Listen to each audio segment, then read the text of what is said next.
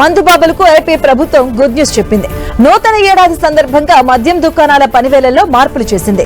ఇవాటి నుంచి రేపు రాత్రి 12 గంటల వరకు మద్యం షాపులను నడుపుకునేందుకు అనుమతి జారీ చేసింది.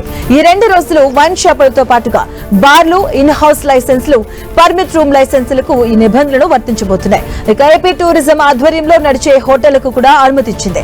న్యూ ఇయర్ సందర్భంగా ఆ 2 రోజుల పాటు మాత్రమే అర్ధరాత్రి 12 గంటల వరకు నడుపుకునేందుకు అనుమతి ఇచ్చారు. మిగతా రోజుల్లో యథావిధిగా కార్యకలాపాలు ఉండబోతున్నాయి. ఇక వైన్ షాపుల పనివేళలను పొడిగిస్తున్నట్లుగా ఏపీ ప్రభుత్వం ప్రకటన విడుదల చేసింది.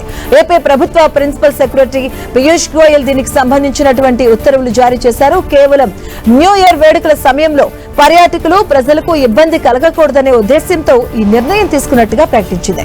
ఇక ప్రశాంతంగా న్యూ ఇయర్ వేడుకలు జరుపుకోవాలని సూచించిన ప్రభుత్వం శాంతి భద్రతలకు ఎలాంటి ఆటంకం కలగకుండా నిర్వహించుకోవాలని ఆదేశాలిచ్చింది.